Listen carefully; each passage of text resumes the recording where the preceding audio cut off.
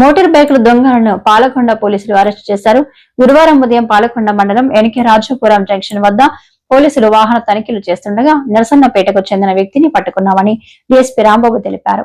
అతనిని విచారించగా మరో 4 బైకులు దొంగలు దొంగిలించినట్లు గుర్తించామన్నారు. అయితే అందులో భాగంగానే మనము ఈరోజు ఈరోజు మార్నింగ్ వెహికల్ చెకింగ్ చేస్తుండగా యాలం జంక్షన్ లో చేస్తుండగా మనకి తోట ప్రసాద్ అనే వ్యక్తి మనకి తారసపడి ఒక వెహికల్ తోటి ఉన్నాడు. అది అతను వెహికల్ చెకింగ్ లో భాగంగా అతను ఎంక్వైరీ చేస్తే రికార్డ్స్ అతని దగ్గర ఏం లేవు. అతను ఎంక్వైరీ చేయగా అతను ఈ దొంగతనం చేసిన వెహికల్ ఇది అని చెప్పి మనకి చెప్పడం జరిగింది.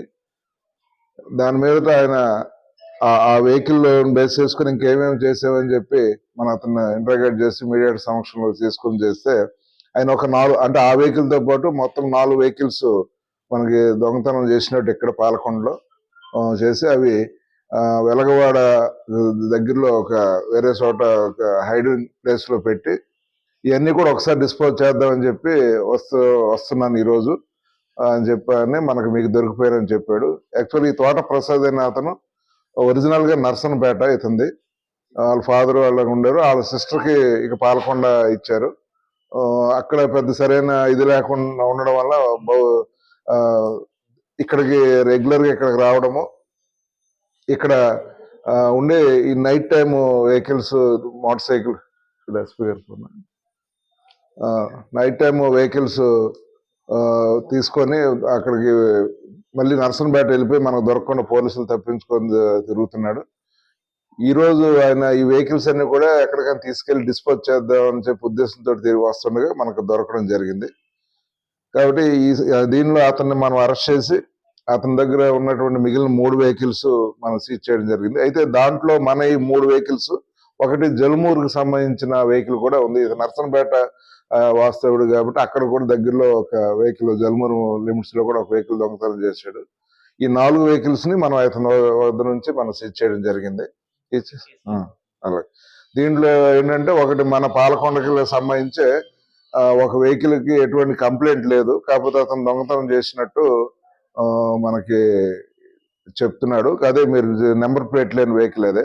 దాన్ని కూడా మనం వెరిఫై చేసి ఓనర్స్ ఎవరు చూసుకొని దాన్ని కూడా చట్టపరంగా మనం డిస్పోజ్ చేస్తాము.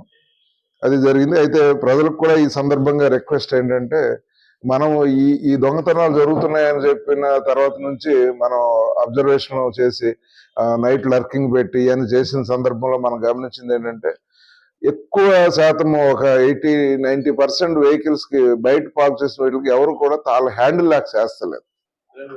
మళ్ళీ మన టౌన్ లో కూడా చాలా వెహికల్స్ హ్యాండిల్ ల్యాక్ వేయడం లేదు.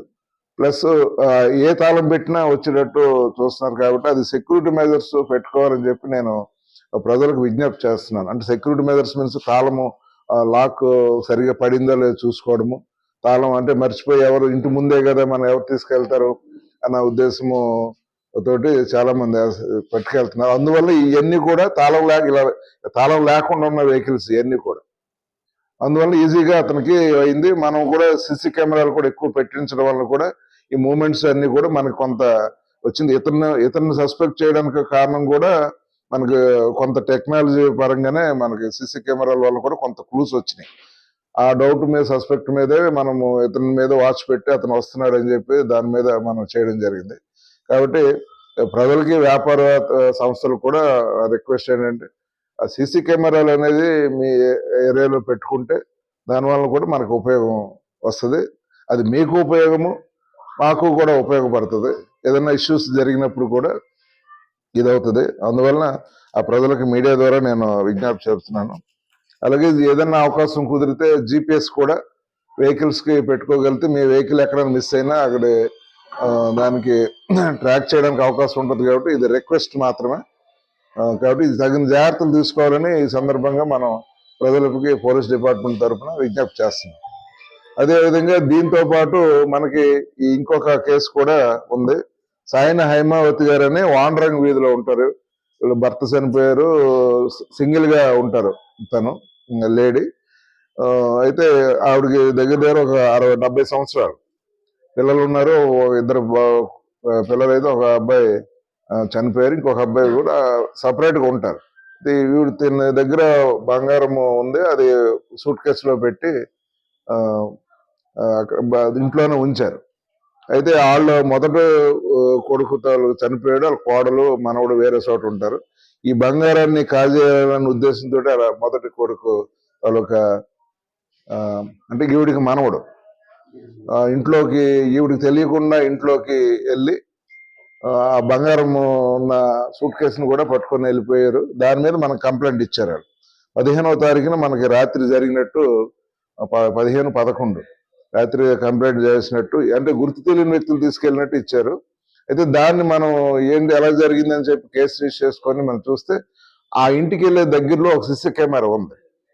ఆ సీసీ కెమెరాని బట్టి మనం ట్రేస్ చేయడం జరిగింది. ఎందుకంటే ఈయన ఆ ఇంటికి వెళ్ళే వాళ్ళు ఆ దారిలో వెళ్ళిన అతను మనకి సస్పెక్ట్ మనవడే, అతను సాయి కృష్ణ అని.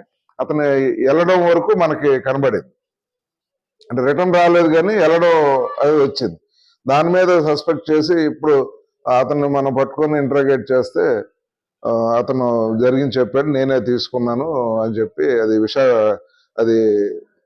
వేసి అతను కన్ఫ్యూజ్ చేసి మనకి ఇంటాక్ట్ రికవరీ అనేది జరిగింది. అది 2.5 తులాలు విలువైనటువంటి హారము, ఒక పావు తులంకి సంబంధించి శతమానాలు, చిన్న చిన్నవి ఉన్నాయి. ఇవన్నీ కూడా 3 తులాల బంగారము మనం ఆయన దగ్గర ఇంటాక్ట్ గా రికవరీ చేయడం జరిగింది. అయితే ఇది కూడా మనకి సాంకేతిక ఆధారంగానే మనకి ట్రేస్ అవుట్ అయింది. ఈ సిసి కెమెరాలో వల్లనే ఆయన సూచాయిగా అతను వెళ్ళడం బట్టి మనం సస్పెక్ట్ చేసి ఇంకెవరు ఆ వీధిలో ఇంకెవరంత అనుమానాస్పదంగా లేరు. ఈ నెల్లి టైంకి మనకి అఫెన్స్ జరిగిన టైంకి కొద్ది మ్యాచ్ అయ్యి మనం గట్టిగా ఆయన చేస్తే దాన్ని బట్టి మనకి ఇది చేయింది. కాబట్టి అందుకే మరొకసారి నేను ప్రజలకి రిక్వెస్ట్ చేస్తాను, అవకాశం ఉన్న దగ్గర సీసీ కెమెరాలు, అవకాశం ఉన్నవాళ్ళు సీసీ కెమెరాలు పెడితే మనకి మీకు ఉపయోగము మాకు ఉపయోగము ఉంటుంది.